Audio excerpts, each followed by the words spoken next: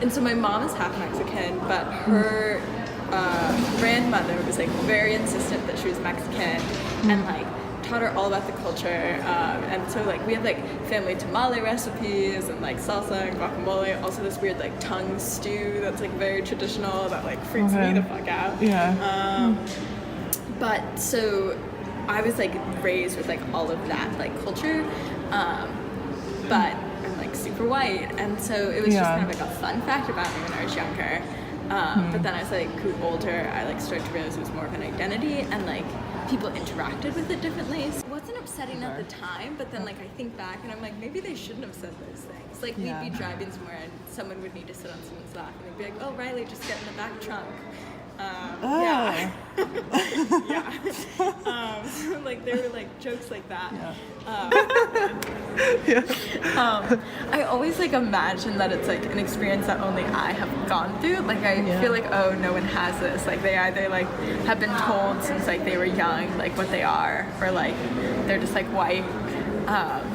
But so it's interesting to like know that there are other like people who are mixed who like have to go through this process of like, oh fuck, this is like, you know, perhaps like more than like just like my home life, or like more than like a fun fact, or like, you know, in some way I'm different from like two different groups, and like both of those groups either look at me as like I'm a part of them or don't, but I actually feel like I'm a part of them, and like how do I deal with that, and how do I find my space within that? So Caroline wanted to do a piece that was like about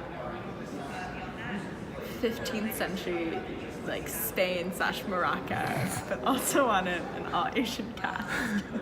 And I was like, okay. And I really want to direct something, and I think Afro-Ben is cool, and I also like to talk about race and identities at any point possible. She wanted this to be a conversation about what it means to be Asian American, and also performance. So I looked at the play and I was like, okay, what themes in the play can we talk about and like relate to identities? And the very obvious one stood out to me about power. So a lot of it came to be what power looks like, what it feels like to be disempowered, and how you try and achieve empowerment. It's like, okay, we will have an inherent conversation about race by the very fact that every person that you're looking at on stage is of Asian descent.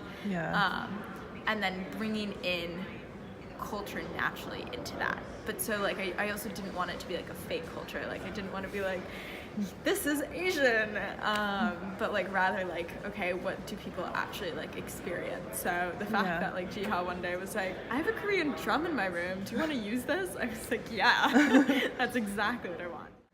Which becomes even more fun once you decide, fuck it, I'm gonna make it all female as well.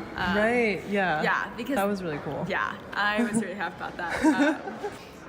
So that was really cool, and like it just, I think that's really interesting, because then you create like a really interesting space to talk about gender and sexuality and issues that come with that. It was very intersectional. Yeah.